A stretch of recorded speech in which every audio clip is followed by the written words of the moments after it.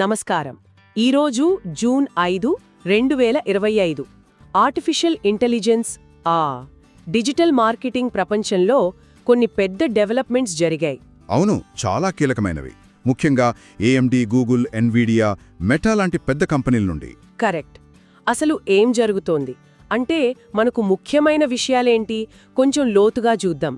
ఇవి చిన్న అప్డేట్స్ కావు, ఫౌండేషనల్ షిఫ్ట్స్లా కనిపిస్తున్నాయి. నిజమే, మీరు చెప్పినట్టు ఇవన్నీ కలిపి చూస్తే హార్డ్వేర్ నుంచి సాఫ్ట్వేర్ మోడల్స్ వరకు, ఎథిక్స్ నుంచి మార్కెటింగ్ టూల్స్ వరకు అన్నింట్లోనూ మార్పులు చాలా వేగంగా వస్తున్నాయి. ముఖ్యంగా AI అనేది ఇప్పుడు SEO, అడ్వర్టైజింగ్ ప్లాట్ఫామ్స్, ఇంకా చెప్పాలంటే కంటెంట్ క్రియేషన్, వీటిని డైరెక్ట్గా ఇంపాక్ట్ చేస్తోంది. అవును. వాట్స్ ఫ్యాసినేటింగ్ హియర్ ఇస్ ఈ మార్పుల స్పీడ్ని అర్థం చేసుకోవడం ప్రొఫెషనల్స్కి, స్టూడెంట్స్కి చాలా అవసరం ఇప్పుడు. సరే, ముందుగా హార్డ్వేర్ AI మోడల్స్ గురించి మాట్లాడుకుందాం. AMD వాళ్ళు విరియం అనే కంపెనీని అక్వైర్ చేశారు. ఇది ఎన్విడియాకి గట్టి పోటీ ఇవ్వడానికే అనిపిస్తుంది. ఖచ్చితంగా. ఇంకోవైపు గూగుల్ వాళ్ళు జెమినీ 2.5 Pro ప్రివ్యూ రిలీజ్ చేశారు. వాళ్ళ మోస్ట్ ఇంటెలిజెంట్ మోడల్ అని చెప్పుకుంటున్నారు. అంటే కోడింగ్, రీజనింగ్లో చాలా ఇంప్రూవ్మెంట్ ఉందంటారా? అలానే అంటున్నారు. ఈ పోటీ వల్ల అంటే AI హార్డ్వేర్ కాస్ట్ తగ్గే అవకాశం ఉంది, అందరికీ అందుబాటులోకి రావచ్చు. మంచిదే కదా. జెమినీ అప్గ్రేడ్ డెవలపర్స్కి చాలా పవర్ఫుల్ టూల్స్ ఇస్తుంది. ఇంకా సాఫిస్టికేటెడ్ AI అప్లికేషన్స్ తయారవుతాయి. ఎన్విడియా సంగతేంటి? వాళ్ళు కూడా సాఫ్ట్వేర్ వైపు వస్తున్నారు కదా? అవును. లామా నెమిట్రాన్ నానో VL అనే మోడల్తో ఇది స్పెసిఫిక్గా డాక్యుమెంట్ ప్రాసెసింగ్ కోసం. బెస్ట్ పార్ట్ ఏంటంటే సింగిల్ GPUలో కూడా పనిచేస్తుందట, అంటే యాక్సెసిబిలిటీ పెరుగుతుంది. ఇక్కడ ఇంకో ఇంట్రెస్టింగ్ పాయింట్, మైక్రోసాఫ్ట్ వాళ్ళ ఆఫీస్ స్వీట్లో AIని ఇంకా స్ట్రాంగ్గా ఇంటిగ్రేట్ చేయడానికి లింక్డ్ఇన్ CEOకి బాధ్యతలిచ్చారు. ఇది పెద్దము. అలాగే థామ్సన్ రైటర్స్ వాళ్ళు ప్రొఫెషనల్ సర్వీసెస్ కోసం, అంటే లీగల్, టాక్స్ లాంటి వాటికి ఏజెంటిక్ AI సిస్టమ్స్ లాంచ్ చేశారు. దీన్ని కొంచెం పెద్ద చిత్రంలో చూస్తే మైక్రోసాఫ్ట్ నిర్ణయంతో ప్రొడక్టివిటీ టూల్స్లో AI వాడకం చాలా పెరుగుతుంది. కానీ privacy concerns. Exactly, privacy concerns ఉంటాయి. ప్రొఫెషనల్ సర్వీసెస్లో AI రావడం వల్ల మనుషులు రొటీన్ టాస్క్స్ నుంచి స్ట్రాటజిక్ వర్క్ వైపు షిఫ్ట్ అవ్వచ్చు. Good point. ఇంకో విషయం, ఆంథ్రోపిక్ వారు క్లాడ్ గో అని ఒకటి తెచ్చారు. నేషనల్ సెక్యూరిటీ కోసం స్పెషల్ AI మోడల్స్ అన్నమాట. ఇది AI ఎలా స్పెషలైజ్ అవుతోందో చూపిస్తుంది. ఇన్వెస్ట్మెంట్స్ కూడా చాలా హెవీగా ఉన్నాయి. అమెజాన్ నార్త్ క్యారోలైనాలో ఏకంగా 10 బిలియన్లతో ఒక AI క్యాంపస్. అవును, చాలా పెద్ద ఇన్వెస్ట్మెంట్ అది. అలాగే జెన్పాక్ట్ వాళ్ళు ఎక్స్పోనెంటల్ డేటాని కొన్నారు ఎంటర్ప్రైజ్ AI సొల్యూషన్స్ కోసం. ఇంత టెక్నాలజీ, పెట్టుబడులు, మరి ఎథిక్స్ సంగతేంటి? అది చాలా ముఖ్యమైన ప్రశ్న. ఓపెన్ AI కొన్ని కోవర్ట్ ఇన్ఫ్లుయెన్స్ ఆపరేషన్స్ని ఆపింది రీసెంట్గా.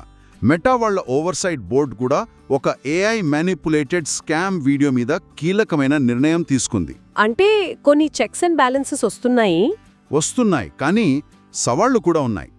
శాన్ హోజే లాంటి నగరాలు రెస్పాన్సిబుల్ AI యూజ్ మీద దృష్టి పెడుతున్నాయి, డేటా స్ట్రాటజీస్ తెస్తున్నాయి. అయినా సరే AI హల్యూసినేషన్స్, అంటే తప్పుడు సమాచారం ఇవ్వడం, బయాస్ లాంటి సమస్యలు ఇంకా ఉన్నాయి. వాటిని పరిష్కరించాలి. కరెక్ట్. ఇక డిజిటల్ మార్కెటింగ్లోకొస్తే AI ప్రభావం ఇక్కడ కూడా చాలా ఉంది కదా. గూగుల్ సర్చ్లో అప్డేట్స్, జీరో క్లిక్ సర్చెస్ పెరగడం. అవును, జీరో క్లిక్ సర్చెస్ పెరుగుతున్నాయి. లోకల్ సర్చ్ ఏమో లోకల్ 3.0 అంటున్నారు.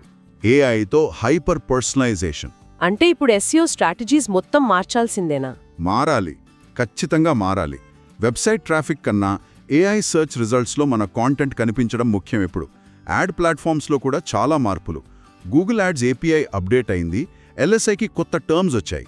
మెటాలో కూడా అడ్వాంటేజ్ ప్లస్ లాంటి AI టూల్స్ వస్తున్నాయి కదా. వస్తున్నాయి, కానీ కొన్ని కేటగిరీస్లో టార్గెటింగ్ రెస్ట్రిక్షన్స్ కూడా పెరిగాయి. లింక్డ్ఇన్లో B2B కోసం కొత్త యాడ్ ఫార్మాట్స్. టిక్టాక్ కూడా AI పవర్డ్ సెర్చ్ సెంటర్ తెచ్చింది. అంతా AI మయం. ఇన్నోవేటివ్ అప్లికేషన్స్ కూడా బాగున్నాయి.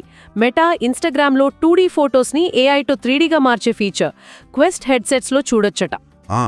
అది 2D సోషల్ మీడియాని 3D మెటావర్స్తో కలపడానికి వాళ్ళ ప్రయత్నంలా ఉంది.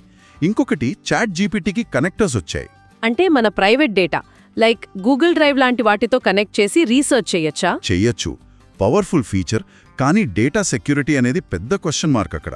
స్నాప్చాట్ కూడా లెన్స్ స్టూడియో మొబైల్ యాప్తో AR క్రియేషన్ని ఈజీ చేసింది.